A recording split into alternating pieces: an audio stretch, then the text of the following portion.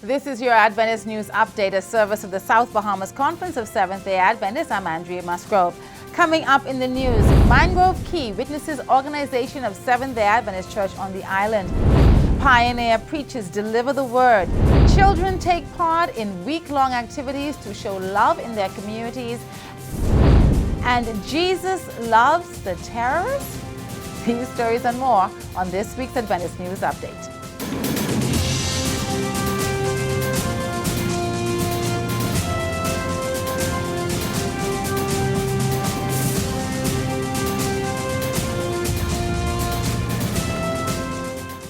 Thank you for watching this week's news update. The dream of 5 Seventh-day Adventist teachers to establish a church on the island of Mangrove Key finally became reality. Laverne Stirrup has more on this story. 7 years later, after the initial seeds of the gospel were sown by teachers Darcia Wright, deceased, Dane and Donna Ray Taff, Benavis Reed, Sharon Singh, along with other evangelists, the church was officially organized. It was told of how there was no Seventh-day Adventist church in Mangrove Key, so the teachers would untiringly travel by boat to South Andros to worship with the Adventist congregations there. Otherwise, the Reed, Wright, Singh, and Taft team would meet by themselves for worship on Mangrove Key, even when there was inclement weather.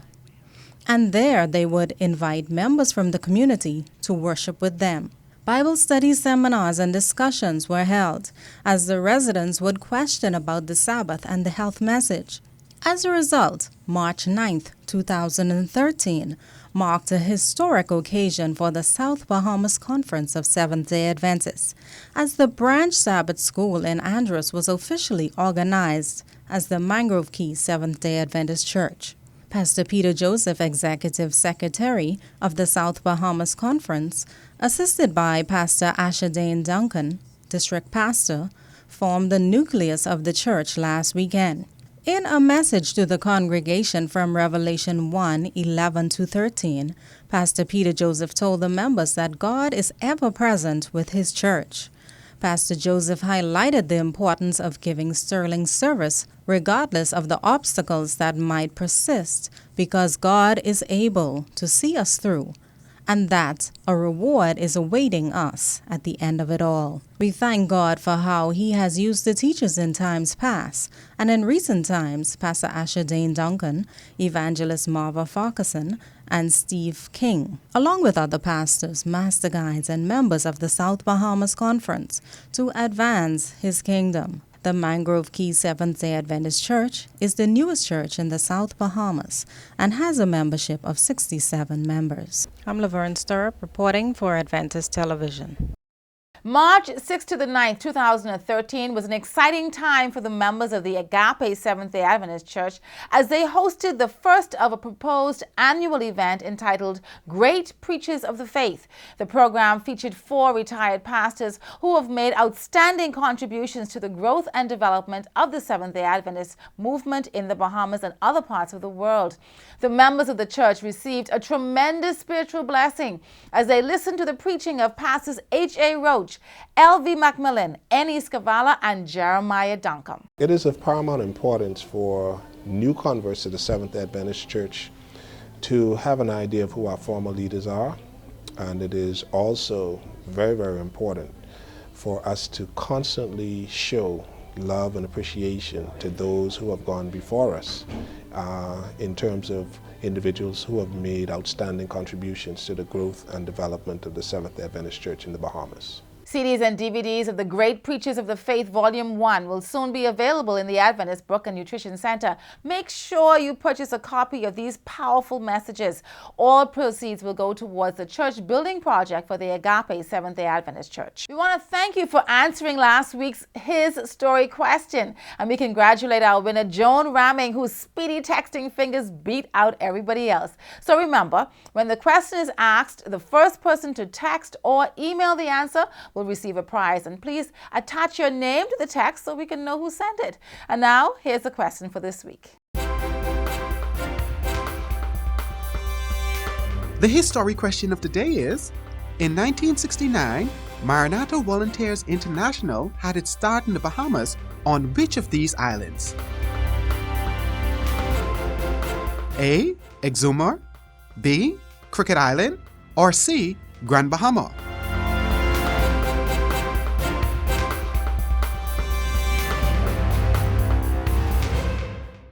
Even a child should lead them. The children in the North Bahamas Conference conducted a number of service projects recently called Love Your Neighbor. 6-year-old Vittoria Patrick, who took part in the initiative, said, "It was good to visit the people and share with them because we love them." During the week of activities, the children took part in a number of programs. One group joined their leaders in visiting the homes of 10 children, including one of their peers who was convalescing. They prayed with the children and invited them to an upcoming program. Another group was led on a literature walk in the community, where they distributed Priorities magazines and offered prayers along with words of encouragement. Others visited the homes of the elderly to show love and bring cheer to the faces of those who were sick. The older persons enjoyed the fruit baskets and large cards which the children created.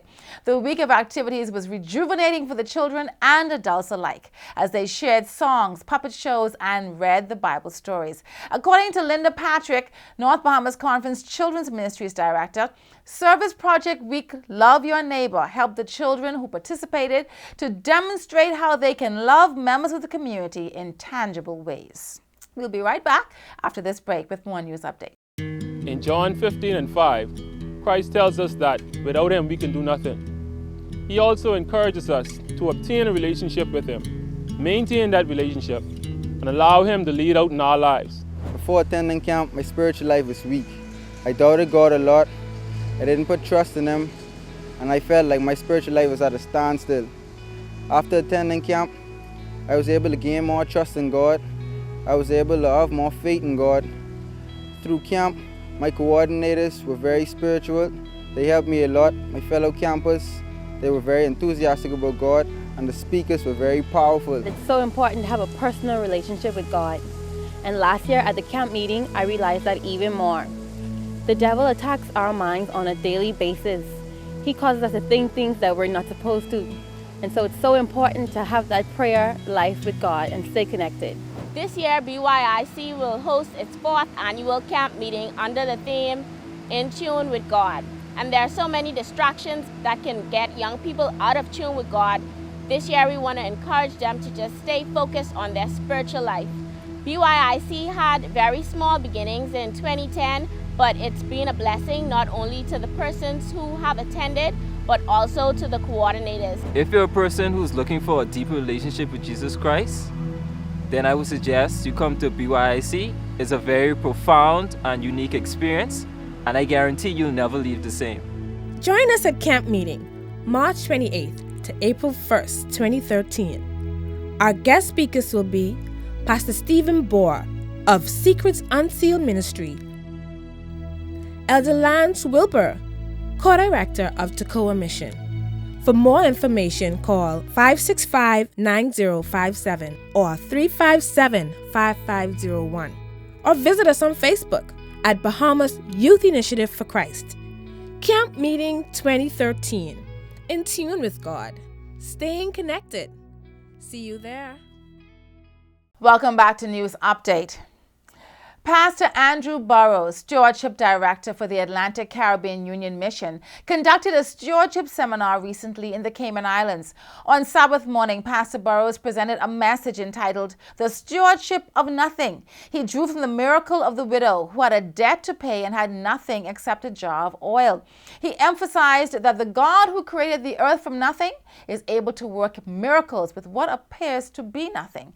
The focus for the entire weekend was that stewardship is a lifestyle because it is who we are and what we do with each day. Elder John Wesley, Treasurer and Stewardship Director for the Cayman Islands, who hosted the event, said the seminar came at the right time, especially with the establishment of a new church on the island. And here's what is coming up in the South Bahamas Conference. The long-anticipated visit of Pastor Dwight Nelson and his wife Karen to the South Bahamas Conference is here. Dwight Nelson, who serves as the senior pastor to the over 4,000-member Pioneer Memorial Seventh-day Adventist Church on the campus of Andrews University in Barron Springs, Michigan, will be in town this weekend. Renowned internationally through his evangelistic campaigns, he can be viewed weekly on the television broadcast New Perceptions and heard on many radio stations around the world. Pastor Nelson will preach at the Hillview Seventh-day Adventist Church on Friday, March 15th and Sunday, March 17th at 7 p.m. as part of the Double Your Portion Adventist Rally. He will also be the Divine Service speaker on Sabbath morning at the Centerville Seventh-day Adventist Church. Pastor Dwight's unique style of preaching attracts thousands of listeners to the campus church in Michigan and to his television broadcast. You'll be richly blessed this weekend by his ministry. In the latest edition of the Revived newsletter, Pastor Benjamin Caballo, Youth Director of the Inter-American Division, wrote that if we consider that 60% of the church membership in the Inter-American Division is made up of young people, we can say that we have an army of approximately 2 million young men and women who represent a powerful generation between the ages of 15 and 30. These young people are challenged to participate in the Year of the Laity with different activities such as evangelism projects, community outreach, and special celebrations. The initial launch of these initiatives will begin this Sabbath, March 16th, designated Adventist Global Youth Day. The Adventist youth in the Inter-American Division will speak of the love of God, testifying with their example, visiting the sick, comforting the orphans, organizing health fairs, donating blood, food, clothes, and toys to those in great need, among other activities of social impact. Here in the Atlantic Caribbean Union, the young people of the Cayman Islands Conference, the Turks and Caicos Islands, and the Bahamas are ready to share the love of Christ through acts of kindness and compassion. If you miss them from the regular places in church on Sabbath morning, it is because they are in the streets and communities being the sermon. During the weekend of March 22nd to 23rd, 2013, the pastors' wives of the Cayman Islands Conference, along with the coordinators from the sister fields within the Atlantic Caribbean Union, will participate in ATCU's second annual retreat. There, they will be presented with seminars and discussions to enhance and affirm their roles as pastors' wives. In attendance will be Mrs. Leticia de los Santos, Shepherdess Coordinator of the Inter-American Division, and Mrs. Denise Johnson, Coordinator of the Atlantic Caribbean Union. During March 31st to April 6th from 7 to 8:30 p.m. nightly, the children of the South Bahamas Conference will be sharing the word from the pulpit at the Berea Church on the Blue Hill Road South. You are invited to join them. And the Agape Seventh-day Adventist Church will be having a Neighborhood Love Day on Sunday, March 31st from 9 a.m. to 1 p.m. We are kindly asking the churches in the South Bahamas Conference to give donations towards this project. Gifts can be received at the church, the Old Bahamas Academy grounds, on Wolf Road on Wednesday evenings and on Sabbaths. You can contact Dr. Pansy Hamilton Brown at 393-1493 or Elder Joseph Knowles at 328-4176.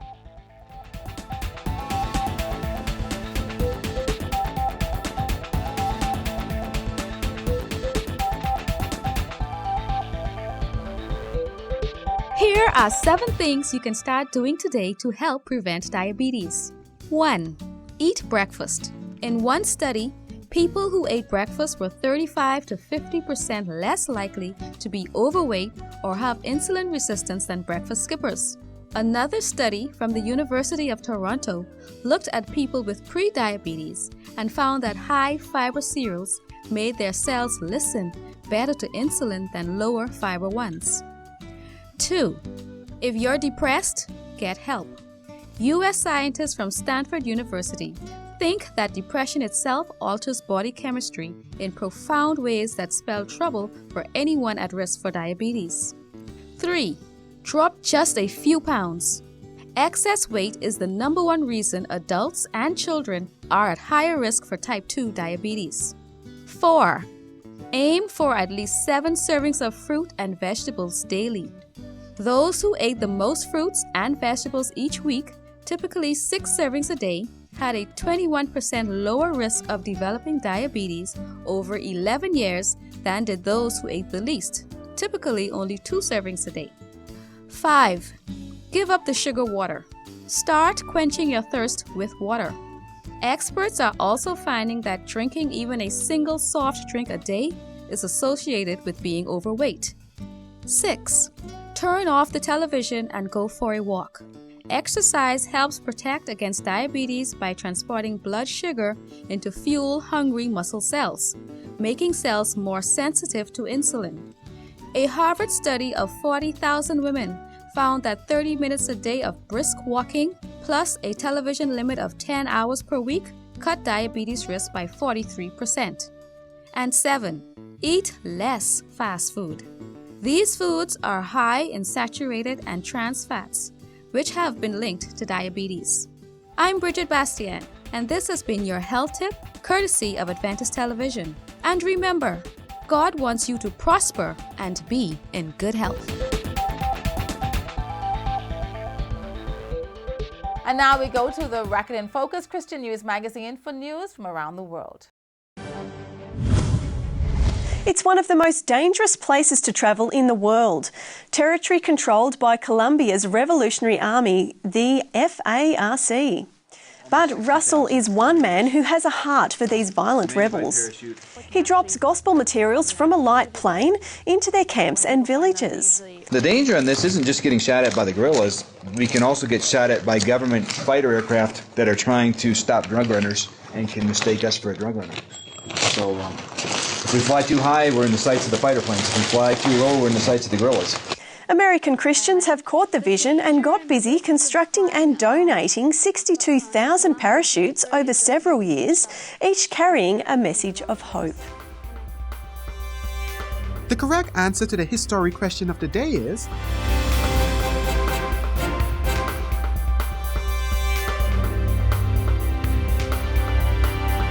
C. Grand Bahama. A group of 28 volunteers completed the 8 Mile Rock Seventh-day Adventist Church.